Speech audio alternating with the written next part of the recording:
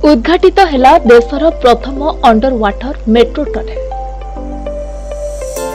आज प्रधानमंत्री नरेंद्र मोदी दीर्घ दिनर यह प्रोजेक्ट को उद्घाटित करिसेंती। कोलकाता रे हुगुली नदी भितर 16.6 किलोमीटर पर्यंत यह अंडर वाटर मेट्रो टनेल निर्माण कर 2010 मसीह आरंभ होइथिबा यह प्रोजेक्ट आज पूर्ण रूप नेछि।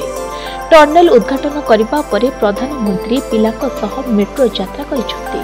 एही समय सेमानक सह कथबार्ता करिसेंती प्रधानमंत्री।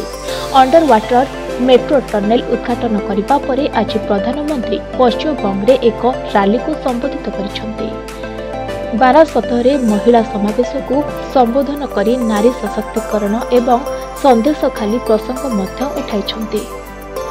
तेबे अन्यपटे अंडर वाटर मेट्रो रे मोदी छात्र छात्री सह यात्रा करिबा समय सेमानक सह आलोचना करथिले एवं एही मेट्रो रे यात्रा करिबार सेमानक अनुभूति मध्य साउंडिथिले। पानी भितरे यात्रा करिबा वास्तव में एक नियारा अनुभूति बोली कहिथिले छात्र छात्री एवं बहुत खुशी मध्य व्यक्त करथिले। Bureau report, news.